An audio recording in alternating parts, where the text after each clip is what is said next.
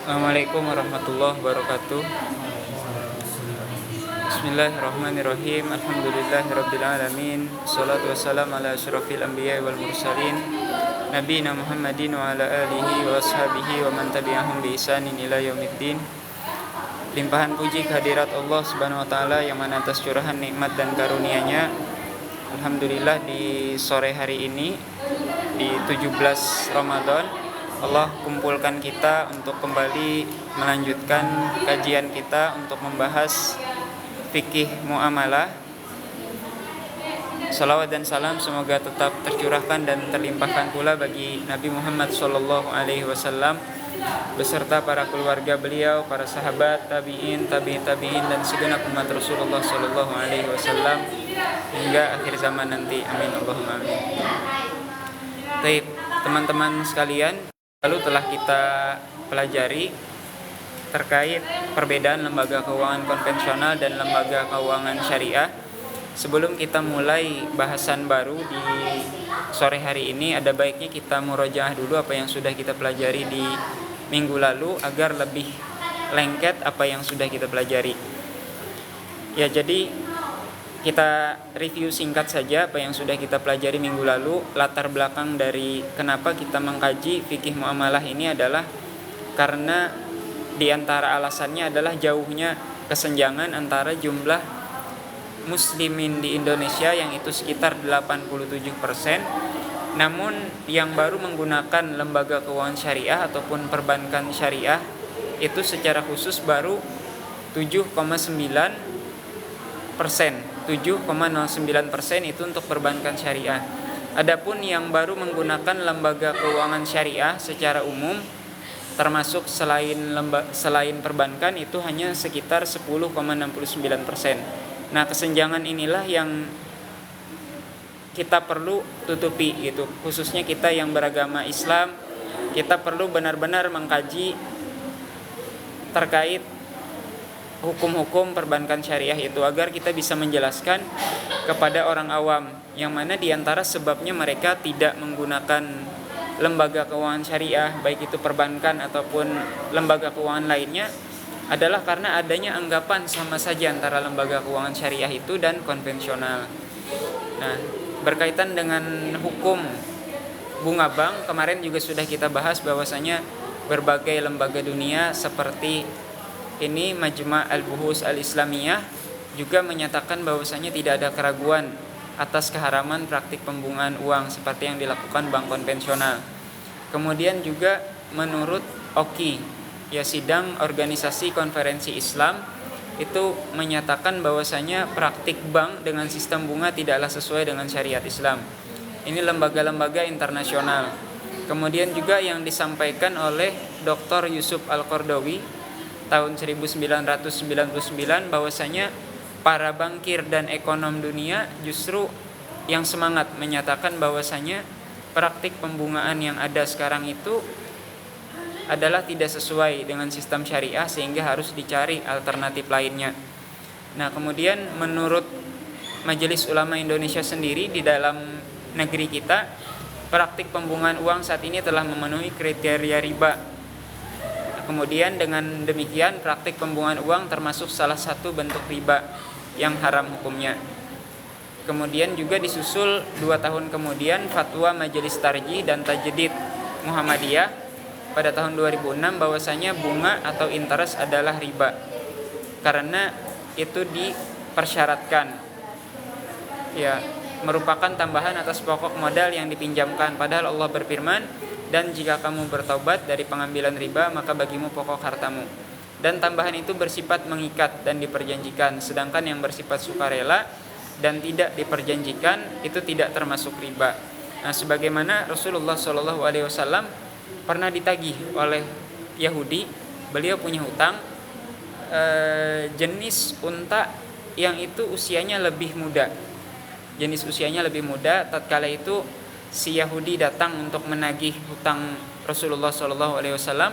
Rasulullah perintahkan kepada sahabat agar bayarkan hutang itu. Nah, tapi sahabat bilang nggak ada Rasulullah yang usia untanya sama dengan yang Rasulullah pinjam dahulu.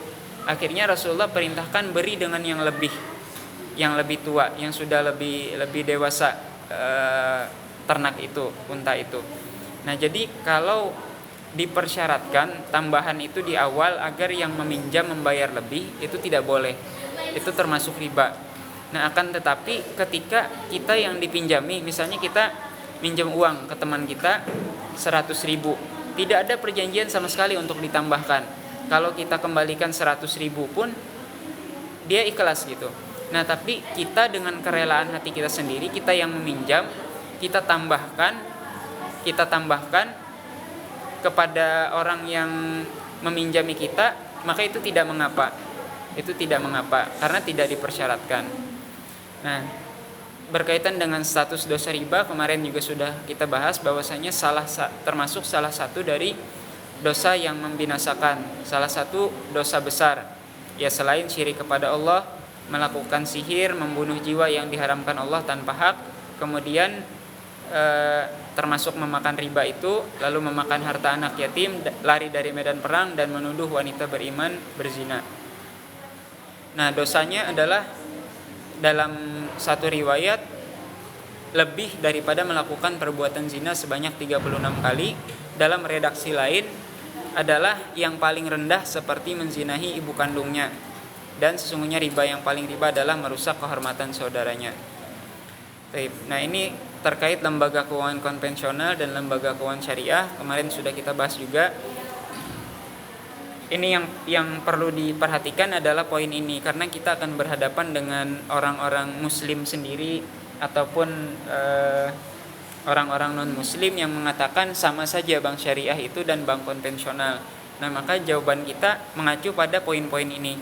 Akadnya beda, praktiknya beda, ada pengawasannya, kemudian secara istilah juga beda, lalu budayanya juga beda antara lembaga keuangan syariah dan lembaga keuangan konvensional. Termasuk objek pembiayaannya, yang dapat dibiayai dan tidak dapat dibiayai itu berbeda. Nah, dari sisi akad dan praktiknya, sebagaimana dahulu sahabat ada yang menghadiahkan kepada Rasulullah SAW kurma yang baik, dua sok.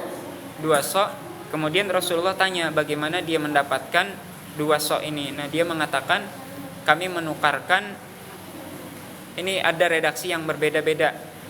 Ada yang memang satu sok, ada yang dua dan lebih gitu. Intinya sahabat ini menukarkan kurma miliknya yang kualitas rendah itu lebih banyak dibanding takaran kualitas yang baik itu. Jadi kurma langsung ditukar kurma, barter.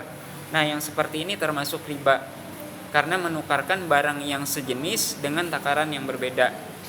Nah, Rasulullah mengasih solusinya adalah dengan agar dijual dulu kurma rendah yang kualitas yang dimiliki, baru dibelikan kurma yang kualitas lebih baik itu. Nah, cara yang Rasulullah buat ini outputnya padahal sama saja nanti. Atau juga nanti kembalinya seperti kita punya dua sok kurma, kemudian nanti dapatnya juga satu sok aja. Nah, mending menurut sahabat ditukar langsung aja, barter. Nah, tapi Rasulullah enggak gitu.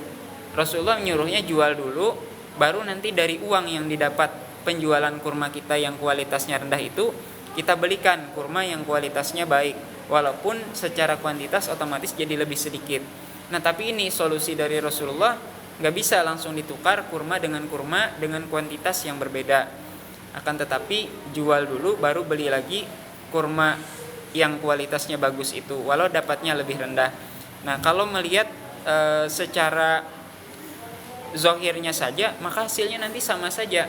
Toh kita mengeluarkan dua sok kurma yang kualitasnya rendah buat mendapatkan satu sok kualitas baik.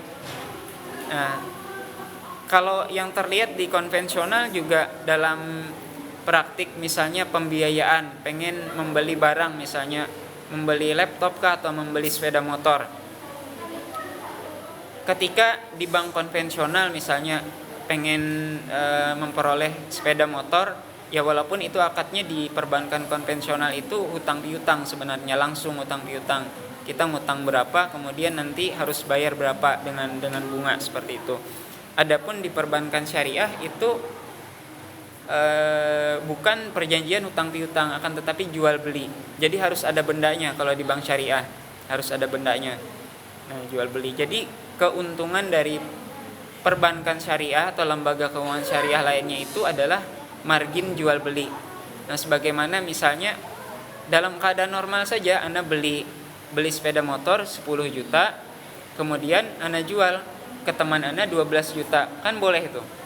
Anda dapat di harga supplier murah 10 juta. Anda jual ke orang lain dengan harga 11 juta atau 12 juta, itu kan boleh gitu. Nah, seperti itu permisalannya antara perbankan syariah dan konvensional. Adapun konvensional itu ya memang hutang piutang saja sebenarnya. Nah, itu nanti akan lebih jelas kita akan bahas di bab jual beli. Jadi bank syariah itu harus beli dulu barangnya. Nanti akan terkait di materi baru hari ini. Kemudian secara pengawasannya ada pengawasan pribadi, jadi bahwasanya kita yakin Allah Subhanahu wa taala melihat kita.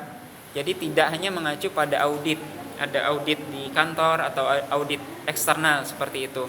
Akan tetapi lebih kepada pengawasan keimanan atau pengawasan individu kita, bahwasanya kita dilihat Allah Subhanahu wa taala dalam transaksi kita.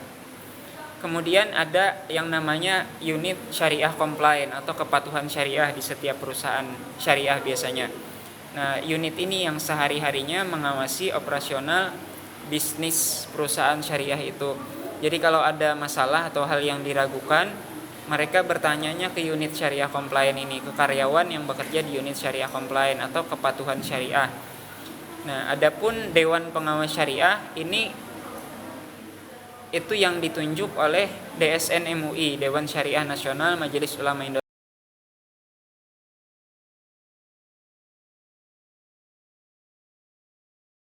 Tadi hanya istilahnya tangan kanannya saja. Nah, tapi kelebihannya syariah compliant itu benar-benar sehari-hari di perusahaan. Sedangkan Dewan Pengawas Syariah ini hanya sesekali saja. Nah, praktik di perusahaan tempat Anda bekerja itu meeting paling sebulan sekali saja. Jadi apa yang dari syariah compliant rasa ini berat, butuh pertimbangan lebih dalam, itu baru kita ajak untuk Dewan Pengawas Syariah untuk rapat. Adapun kalau hanya bisa kita selesaikan, apalagi butuh cepat misalnya, maka kita berikan langsung.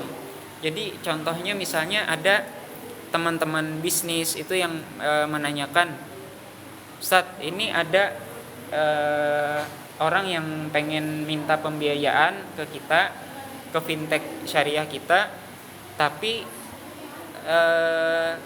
dia pengadaan suatu barang yang itu untuk tungku pabrik rokok gitu.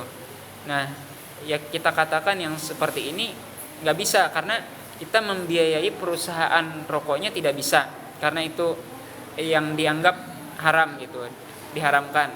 Nah, tapi ini kita nggak langsung membiayai pabrik rokoknya, saat kita membiayai alat yang tapi peruntukannya kita sudah tahu untuk pabrik rokok nantinya. Nah, itu juga tidak bisa kita biayai. Jadi sama seperti misalnya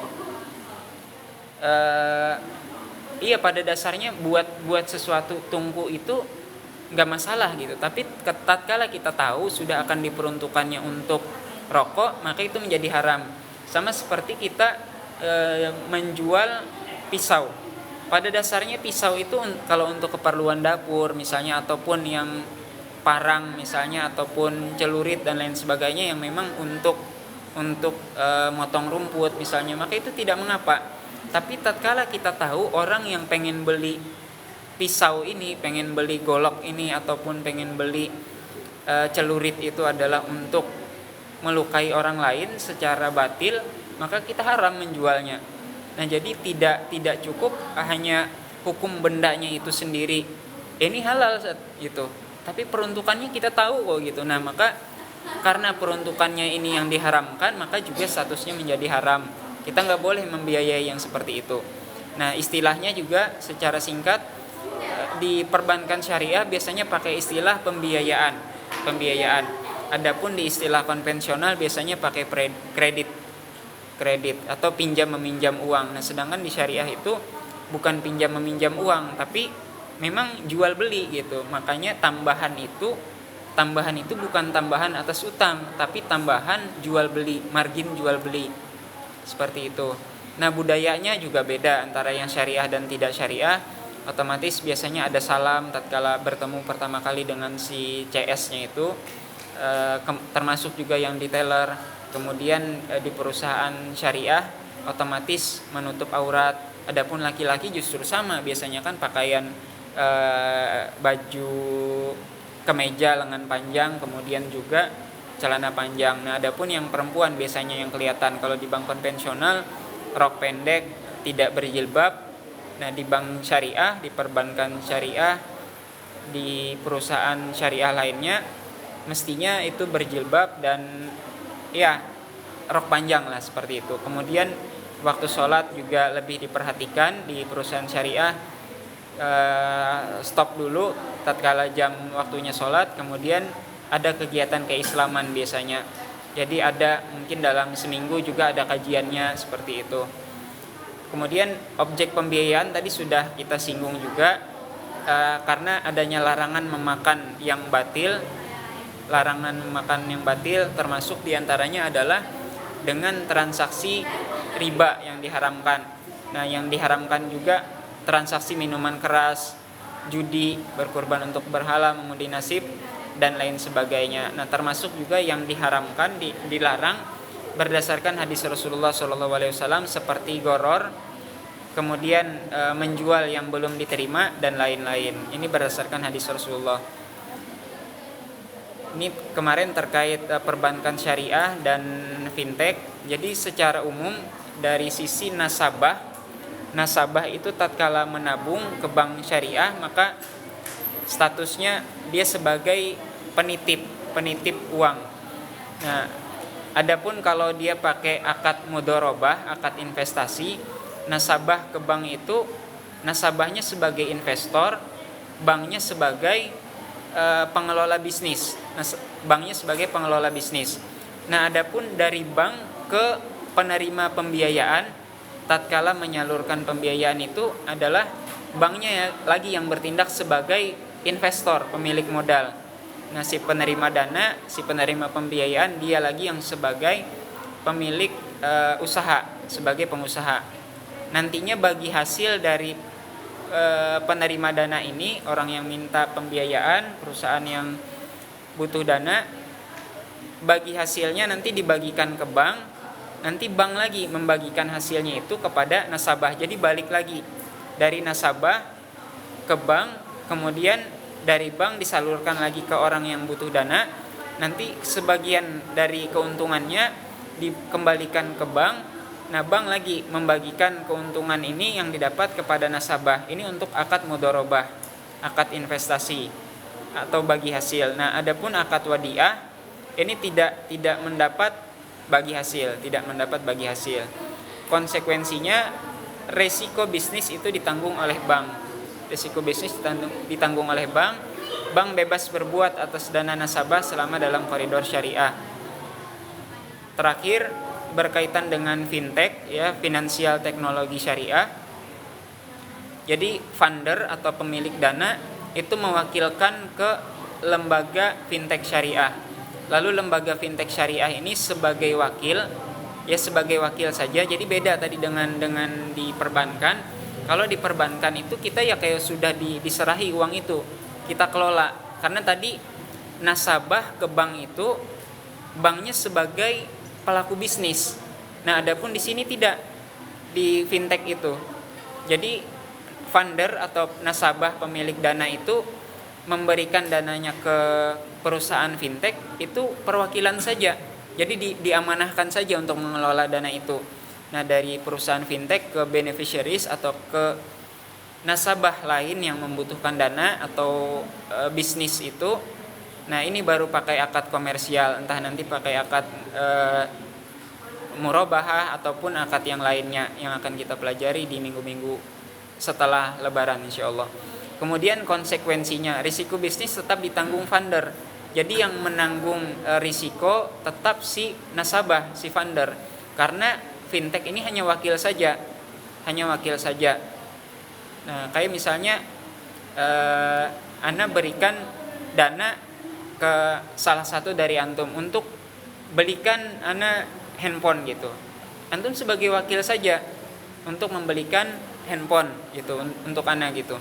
Nah, beda halnya kalau Ana kasih uang ke antum, ini Ana investasikan uang Ana ke antum, terserah antum pakai bisnis, yang penting halal gitu.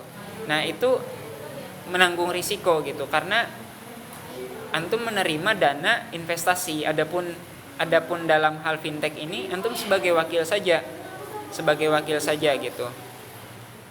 Titip sampaikan dana Anda untuk disalurkan ke bisnis gitu, ke orang ketiga gitu.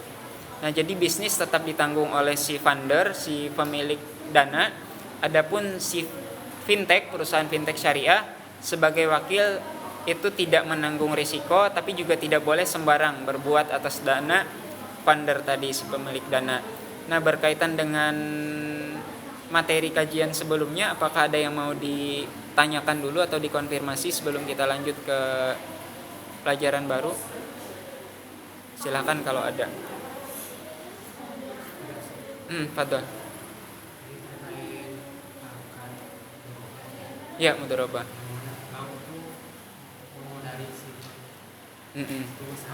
Ya, Itu gimana kalau di dalam syariat itu misalkan yang si pelaku bisnis ini rugi misalkan, ya. tapi si pelaku bisnis ini udah menjalani dengan serius dengan benar, ya takutnya ada rugi, itu gimana? Apakah ada dendanya apa gitu? Ya, jadi secara teori memang jadi akad kongsi modal itu ada dua. Ada musyarakah, ada mudharabah. Musyarakah itu sama-sama punya modal. Nah, adapun mudharabah ini sepenuhnya dari pemilik modal. Jadi satu pihak itu modalin penuh, satu pihak hanya usaha saja. Nah, kalau yang modalnya sama, musyarakah itu kan jelas. Bagi hasil untung ruginya jelas karena sama-sama punya modal gitu. Jadi sesuai porsi modal. Nah, adapun dalam hal mudharabah ini, bagi untung atau bagi rugi itu, bagi hasil itu, kalau keadaan rugi, secara teori fikih muamalahnya adalah seluruh kerugian harta itu ditanggung oleh si pemilik modal. Jadi yang investor nanggung seluruh kerugian. Lasat itu keenakan yang pelaku bisnisnya dong nggak nanggung rugi gitu. Si pemilik modal harus menanggung rugi semua. Nah, jawabannya pemilik usaha yang menjalankan bisnis juga ada kerugian.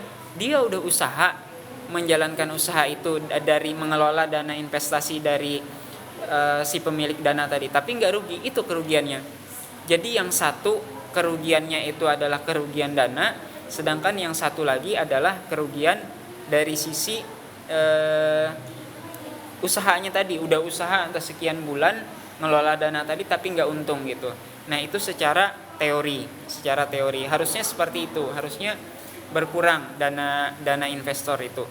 Nah, tapi praktiknya berdasarkan fatwa Dewan Syariah Nasional Majelis Ulama Indonesia, lembaga keuangan syariah itu boleh menjaminkan ke pihak ketiga. Nah, yaitu biasanya ada asuransi ataupun LPS, lembaga penjamin simpanan, itu dari pemerintah. Nah, jadi ini biasanya yang digunakan untuk menutupi itu. Dan pembuktian, butuh pembuktian sih, karena di mudharabah nanti ada 3 syarat lagi. Jadi tidak boleh ada taksir, ada kurang melakukan, misalnya bisnis jualan sepeda motor, tapi dia naruh jualan motornya itu di tempat yang terbuka gitu, di atasnya nggak ada tutup misalnya. Nah, ini taksir lah gitu, ada kekurangan, entah itu misalnya ada hujan atau angin ribut sehingga bisa menggores motor yang dijual tadi gitu. Ini kerugian karena kurangnya pengelolaan si pemilik modal gitu, kurangnya pengelolaan si pemilik bisnis. Nah, maka yang seperti ini dia menanggung rugi meskipun dia sudah menjalankan usaha tadi selama sebulan hasilnya rugi, tapi dia ada kesalahan ngelolanya nggak benar gitu, ngelolanya nggak benar. Nah, termasuk juga dalam hal itu taksir, kemudian tafrid itu melakukan sesuatu yang berlebih-lebihan, dan yang terakhir itu mukhalafatus syurut, dibilang sama si pemilik modal dana ana nih jangan diinvestasikan untuk produk yang makanan misalnya, jangan diinvestasikan ke produk makanan itu karena cepat basi dan lain sebagainya, kalau tidak terjual nanti kita bisa rugi. Tapi si yang nerima dana, ana yakin kalau makanan ini lebih cepat ininya keuntungannya. Jadi si investor bilang jangan di bidang makanan, dia tetap dibelikan di bidang makanan, usaha itu dijalankan di bidang makanan, maka dia dituntut ganti rugi gitu karena kerugiannya.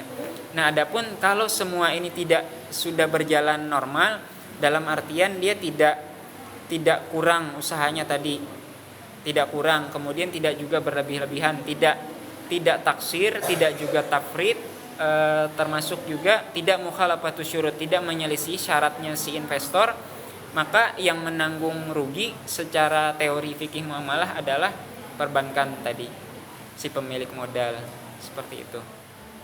Walaupun praktiknya ana pernah nanya ke teman di Palangkaraya sini yang kerja di BSI, itu dia bilang nggak ada penyaluran mudharabah, dia nggak ada, karena memang tadi secara teori fikih muamalahnya pemilik modal itu menanggung sepenuhnya risiko kalau terjadi kerugian, selama 3 hal ini tidak terjadi tadi yang kelalaian itu gitu.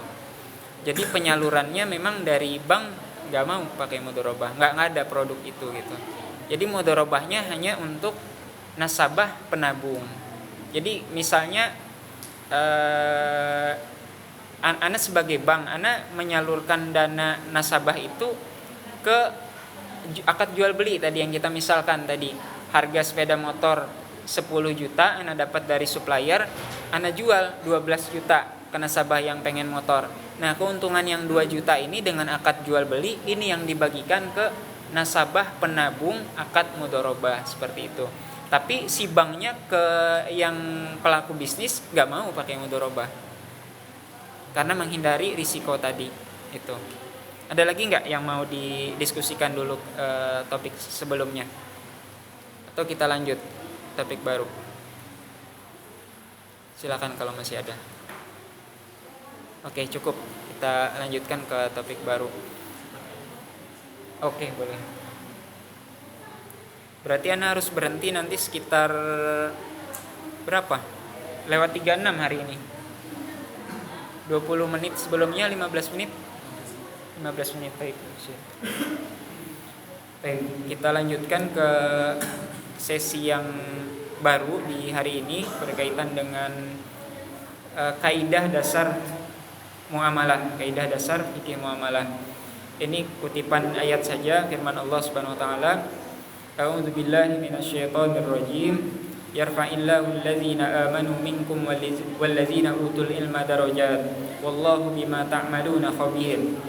Allah meninggikan orang-orang yang beriman di antara kalian dan orang-orang yang diberi ilmu pengetahuan beberapa derajat, dan Allah Maha mengetahui apa yang kamu kerjakan. Ya, jadi kita mengkaji ilmu ini selain memang kewajiban untuk mempelajari apa-apa yang diperlukan dalam kehidupan kita sehari-hari, juga agar kita memperoleh derajat yang lebih tinggi di sisi Allah Subhanahu wa taala, yaitu selain kita beriman, juga dengan ilmu pengetahuan kita bisa memperoleh derajat yang lebih tinggi.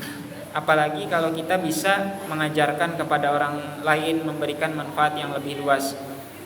Karena sabda Rasulullah SAW juga yang teman-teman sudah ketahui, khairun nas anfa'uhum linnas, sebaik-baik manusia adalah yang paling bermanfaat bagi manusia lainnya. Kemudian sabda Rasulullah SAW, talabul ilmi faridatun ala kulli muslimin. Ada di redaksi lain juga wa muslimatin. Nah, menuntut ilmu itu wajib atas setiap muslim. Jadi bagian dari melaksanakan kewajiban kita mempelajari fikih muamalah ini. Karena siapa dari kita yang tidak lepas dari bertransaksi jual beli gitu, jual beli kemudian sewa menyewa gitu. Tidak ada di antara kita yang lepas. Minimal jual beli lah, minimal jual beli. Ya, jual beli bensin, jual beli makanan gitu. Maka ilmu yang wajib dipelajari itu adalah yang terkait dengan kita, yang kita perlukan gitu. Kalau kita masih belum, dananya juga belum ada untuk haji misalnya, atau terkait menikah misalnya, dananya juga belum ada, ataupun juga calonnya belum ada, maka kita belum wajib mempelajari fikih tersebut. Nah, tapi untuk jual beli, semua kita jual beli gitu, semua kita jual beli. Adapun haji, kalau memang dananya sudah ada, kita sudah dapat nomor antrian, nah maka apalagi sudah dapat panggilan bakal haji tahun ini, nah itu nuntut ilmu tentang hajinya wajib, itu sudah wajib saat itu. Jadi tidak seluruh fikih itu wajib dipelajari, memang tidak seluruhnya, tapi sesuai dengan kondisi kita, Nah, semua orang berpuasa, semua orang sholat, muslim wajib sholat, maksudnya wajib sholat, wajib puasa. Nah, maka wajib mengetahui hukum-hukumnya. Demikian juga jual beli ini. Kemudian sabda Rasulullah SAW, la ya'tiyanna 'alan nasi zamanun, akan datang pada manusia itu suatu zaman, la yubali al-mar'u bima akhazal mal, dia tidak lagi memperhatikan bagaimana memperoleh harta itu, dia mengambil harta itu dari mana, amin halalin, apakah dari yang halal, au min haramin, atau dari yang haram. Nah, ini sudah kita ketahui, banyak orang yang tidak peduli gitu. Jangan sampai kita termasuk orang-orang yang tidak peduli ini. Kemudian sabda Rasulullah dalam hadis yang lain, la ya'tiyanna 'alan nasi zamanun, akan datang pada manusia suatu zaman, suatu masa, la yabqa ahadun illa akala riba, terkecuali akan memakan riba. Fa in lam ya'kulhu asabahu min bukharihi. Nah, kalaupun dia tidak bertransaksi riba secara langsung, maka minimal terkena asapnya. Qala Ibn Isa asabahu min gubarihi. Ibnu Isa berkata, dia akan terkena debunya, minimal terkena debunya dari riba itu. Baik. Kemudian landasan hidup kita yaitu sebagaimana sabda Rasulullah SAW, taraktu fikum amrayni lan tadillu ma tamassaktum bihima, kitaballahi wa sunnata rasulih sallallahu alaihi wasallam. Aku tinggalkan kepada kalian dua perkara yang mana kamu tidak akan sesat selama berpegang kepada keduanya, yaitu kitabullah Al-Quranul Karim dan sunnah Rasulullah SAW, hadis-hadis beliau. Nah, jadi setiap transaksi dalam fikih muamalah juga rujukannya adalah Al-Quran dan sunnah, termasuk secara umum. Sebagaimana kita ketahui, Islam itu berkaitan dengan akidah, ya, jadi tidak hanya tauhid sebenarnya. Kalau tauhid itu kan fokusnya ke Allah saja, mengesahkan Allah. Adapun akidah ini lebih kepada rukun iman semuanya itu. Nah, itu jadi beriman kepada Allah, beriman kepada para malaikat, rasul, kitab-kitab dan lain sebagainya. Itu bagian dari Islam. Kemudian syariah, dikenal dengan syariah. Meskipun sebenarnya kalau ditarik definisi lain, syariah itu atau syariat itu bisa juga melingkupi semuanya, termasuk akidah dan juga akhlak. Nah, jadi ada akidah, ada syariah, ada akhlak. Nah, fokus kita di muamalah itu atau hukum-hukum transaksi ini itu di syariah ini, yang mana biasanya dibahasnya di kitab fikih. Nah, kalau akidah itu tentang keimanan itu dibahasnya di akidah, atau secara spesifik tentang Allah Subhanahu wa taala biasanya di tauhid. Ya, adapun syariah ini terkait hukum-hukum transaksi seperti itu atau hukum ibadah itu di fikih biasanya yang tengah ini. Adapun akhlak ini penyucian jiwa, tazkiyatun nafs. berkaitan dengan syariah itu fikih itu dibagi biasanya fikih ibadah dan fikih muamalah. Ada juga ulama yang membaginya lagi kepada fikih munakahat dan fikih jinayah, seperti itu, fikih munakahat dan fikih jinayah. Namun ada juga memang yang membaginya hanya dua saja. Kalau tidak fikih ibadah tentang urusan ibadah kepada Allah Subhanahu wa taala, rukun Islam itu ya muamalah gitu, muamalah. Jadi ekonomi, sosial dan politik. Munakahatnya termasuk di sosial, misalnya tentang, kemudian ada juga hukum jinayah atau perpolitikan tentang kepemimpinan gitu, karena ini interaksi sesama manusia.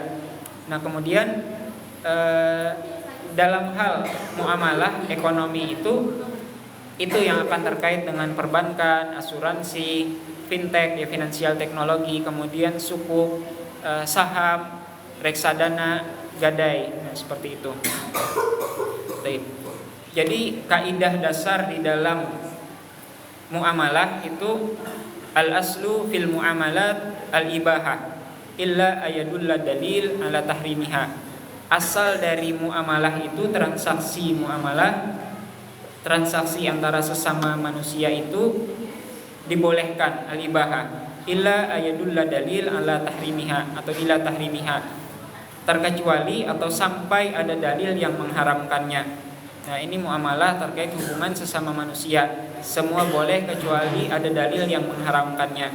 Jadi teman-teman kalau bertransaksi apapun, transaksi apapun yang itu tidak ada yang rasanya menurut teman-teman itu unsur-unsur yang dilarang, maka hukum asalnya boleh.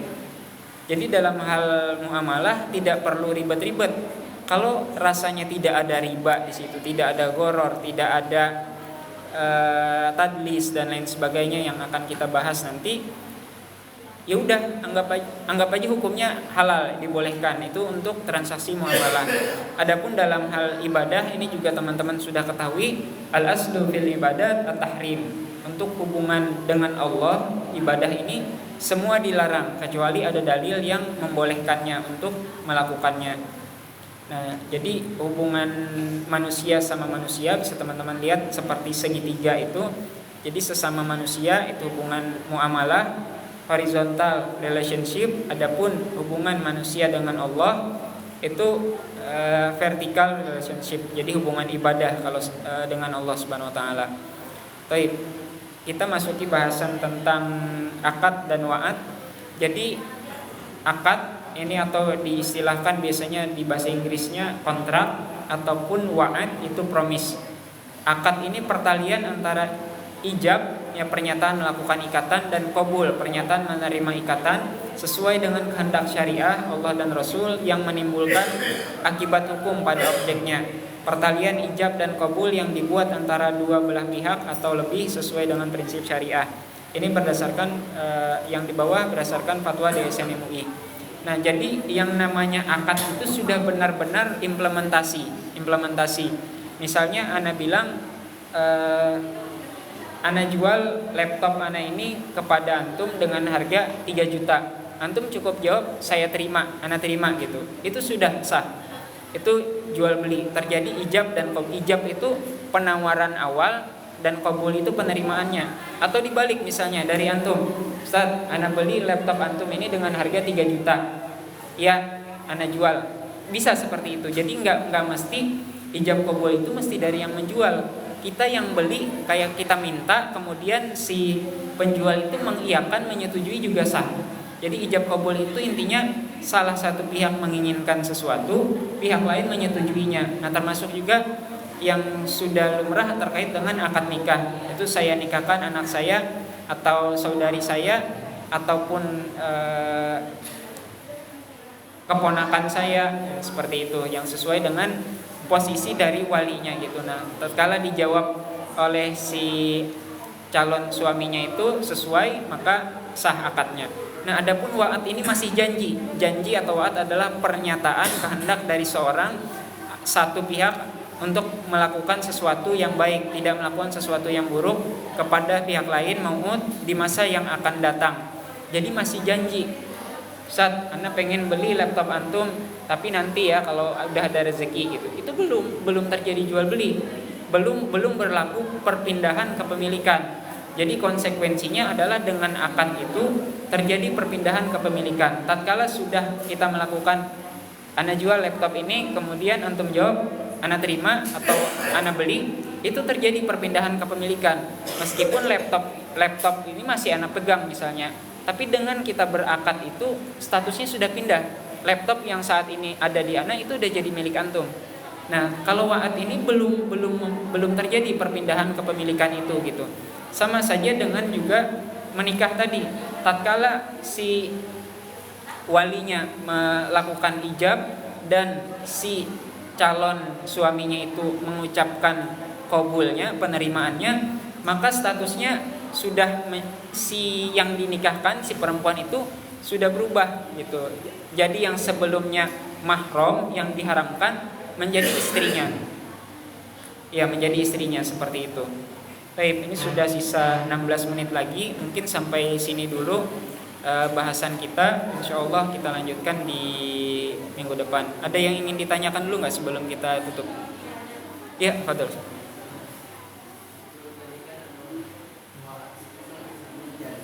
Ya.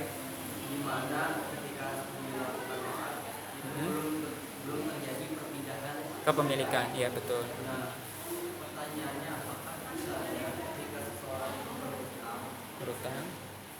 dia itu kan kepemilikannya tidak berpindah atau sedang meminjam datang, apakah itu juga termasuk dalam Ya, jadi lain akad, lain juga ketentuan gitu. Untuk pinjam meminjam itu ada yang namanya akad pinjam meminjam, khususnya utang piutang ya, biar memudahkan. Ada utang piutang. Kalau kita bicara uang mungkin lebih enaknya pakai istilah utang piutang. Itu istilahnya qard, akad qard. Nah, jadi selama memang itu dinyatakan Anda berutang kepada antum senilai 1 juta ini gitu. Ya, Anda pinjamkan. Itu terjadi akad namanya. Walaupun kepemilikan ya bisa dibilang juga kepemilikan itu berpindah gitu. Berpindah di situ karena yang sebelumnya ini uang Anda 1 juta, tapi tatkala kita melakukan perjanjian akad qard, akad utang piutang, maka uang ini menjadi milik antum, tapi antum punya kewajiban karena 1 juta gitu. Nah, adapun itu tentang qard, utang piutang. Nah, adapun pinjam meminjam di dalam fikih itu ada yang namanya ariyah. Nanti juga akan kita bahas akad ariyah. Akad ariyah ini pinjam meminjam. Jadi itu juga disebut akad walaupun barangnya tidak barangnya tidak berpindah kepemilikan, karena memang kita menyatakan ingin meminjam sesuatu, misalnya meminjam sepeda motor dan lain sebagainya. Itu memang tidak berpindah kepemilikan, tapi itu juga disebut akad gitu. Disebut akad. Jadi wa'ad itu lebih kepada janji sih. Lebih simpelnya kita sebutnya janji. Jadi kalau cuma baru janji, belum benar-benar diimplementasikan, itu belum disebut sebagai akad. Karena ijaroh juga sewa menyewa. Kita nyewa kos-kosan, nyewa mobil, nyewa motor, itu ya itu akad gitu, akad ijaroh namanya, tapi tidak berpindah kepemilikan. Mungkin yang lebih memudahkan, Ustaz, wa'ad itu kita sebutnya sebagai janji. Jadi nggak bisa yang Anda sebutkan awal itu dimutlakan ke semua akad, bahwasanya yang akad itu berpindah kepemilikan, wa'ad itu tidak berpindah kepemilikan, jadi tidak mutlak gitu. Ada akad-akad tertentu saja yang seperti itu keadaannya. Baik, masih ada lagi atau cukup? Ya, betul. Jadi mengenai akad ini, jadi ketika sudah saling berakad itu kepemilikannya sudah berpindah atau harus dikasih dengan ini juga, dengan pembayaran ini? Karena kan biasanya kita temukan makan dulu atau bayar dulu. Ya, jadi berkaitan dengan itu juga ada kaidah fikih. Jadi selain Al-Quran, hadis juga biasanya itu kita menggunakan kaidah fikih. Jadi al-adah al-muhakkamah. Al-adah al-muhakkamah. Jadi adat atau kebiasaan itu menjadi acuan juga di dalam penentuan kehidupan sehari-hari di dalam hukum syariahnya. Nah, berkaitan dengan makan itu tadi, apa pertanyaan itu spesifiknya? Kapan kepemilikannya itu berpindah? Apakah pas kita bilang Anda beli ini dengan harga segini oke kata yang menjual, atau ketika Anda ngasih uangnya? Iya, berbeda lagi-lagi, berbeda objek, berbeda hukum, Ustaz. Berbeda objek, berbeda hukum. Jadi kalau misalnya tadi yang jual beli yang jelas-jelas barangnya ada, tapi semua unsurnya harus terpenuhi ya. Jadi kan ada di rukun ini sebenarnya bahasannya besok, tapi nggak masalah dijelaskan dulu. Kan ada rukunnya itu ada akidain, ada 2 orang yang berakad, kemudian ma'qud alaihnya itu bendanya, ada sigohnya, akad jual belinya. Nah, ma'qud alaihnya ini, bendanya ini diantara syaratnya itu adalah diketahui harganya. Sudah diketahui harganya, misalnya tadi Anda jual laptop harganya 3 juta. Antum tahu harganya 3 juta, kita jual beli. Saat Anda jual laptop ini dengan harga 3 juta, ya Anda beli, antum bilang. Nah, saat itu sudah terjadi perpindahan kepemilikan, Ustaz. Meskipun pembayarannya belum dilakukan. Jadi kita bisa jual beli itu DP 0%, DP 0 rupiah itu bisa. Sudah terjadi jual beli. Secara status kita beli barang, kita berakad jual beli, walaupun kita belum bayar 1 rupiah pun secara prinsip barang itu milik kita. Secara prinsip barang itu milik kita, tapi kita punya utang ke orang lain, gitu aja. Nah, adapun masalah makan tadi itu yang bisa diiktibarkan terjadi jual beli walaupun dengan diserahkan atau diketahui oleh si penjual tadi. Apalagi biasanya kan ada yang misalnya lauknya itu di dalam lemari kacanya itu. Lemari kacanya, Mas pengen apa lauknya gitu, katanya kan diambilin ayam, diambilin ayamnya, kemudian nasinya diambilin. Nah, itu juga termasuk sudah perpindahan kepemilikan walaupun kita belum bayar. Itu jadi setiap transaksi objek itu juga bisa mempengaruhi keadaannya, demikian. Ada lagi nggak? Silakan. Anda nggak apa-apa sih, nggak apa-apa kalau memang teman-teman ini persiapannya cukup. Cuma kemarin di warning 15 menit sampai 20 menit gitu. Silakan kalau memang masih ada, boleh. Betul. Melanjutkan tentang tadi makanan. Berarti sebelum kita makan itu harus tahu harganya dulu, atau apalah barang segala. Nah, jadi berkaitan dengan ini tadi al-adah al-muhakkamah, itu kaidah fikih yang besar, kaidah fikih al-kubro yang kelima biasanya. Nah, jadi kita sudah tahu umumnya harga makanan itu kalau di tempat kita di sini kira-kira 30 ribuan itu udah termasuk mahal gitu. Bahkan 40 ribu satu porsi itu udah termasuk yang mahal gitu. Kita sudah ada perkiraan seperti itu di benak kita gitu. Nah, maka al-adah al-muhakkamah tadi itu berlaku gitu. Jadi ada juga kaidah fikih itu dimaafkan goror yang kecil, dimaafkan goror yang kecil gitu. Jadi ketidakjelasan yang kecil itu dimaafkan. Apalagi memang kita sudah tahu harganya gitu. Itu dimaafkan. Jadi ya karena memang uruf kita, kebiasaan tadi kita sudah tahu harganya di Palangkaraya ini kira-kira makan itu umumnya seporsi itu nggak akan sampai 40 ribu gitu. Jadi selama kita sudah pegang itu maka tidak mengapa ada ketidakjelasan harga itu. Silakan kalau masih ada, betul. Ya, karena memang urufnya sudah seperti itu gitu. Nah, justru kalau diterapkan syariat Islam,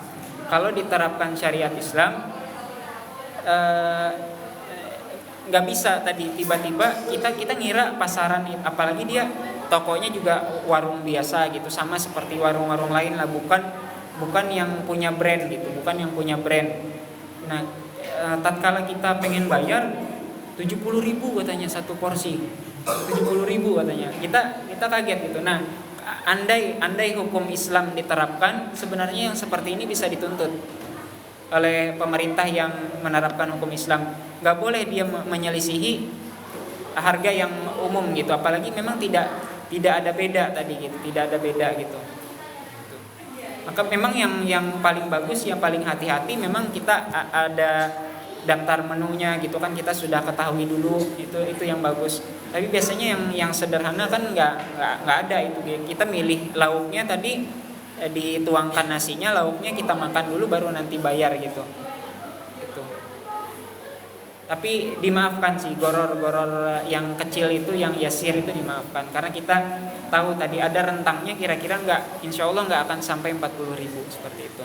Wallahu a'lam. Silakan kalau masih ada. Betul. Tim konsumsinya udah ada atau antum-antum juga yang bakal nyiapin buat berbuka? Oh, alhamdulillah, ya aman berarti. Ada 7 menit lagi. 6 menit. Cukup? Baik, kita tutup dulu kajian ini. Mungkin teman-teman pengen berdoa nunggu waktu maghrib. Ya memang kalau dilihat juga kayak di Masjid Nabawi gitu, orang-orang menjelang berbuka biasanya pada berdoa gitu, berdoa masing-masing. Karena ya diantara waktu berpuasa itu sendiri kan kita sudah dapat kesempatan doa mustajab sebenarnya. Nah apalagi saat berbuka, saat menjelang berbuka. Jadi saat berpuasa ini terkumpul kemuliaan-kemuliaannya saat berpuasa di waktu sore ya, karena memang itu diperintahkan Allah untuk berzikir memuji Allah sebelum terbitnya matahari dan sebelum tenggelamnya matahari, itu diperintahkan untuk berzikir. Nah, termasuk doa juga bagian dari mengingat Allah Subhanahu wa taala, termasuk juga memang waktu menjelang berbuka seperti itu. Ini terkumpul kesempatan mustajab, maka kita manfaatkan sebaik-baiknya gitu.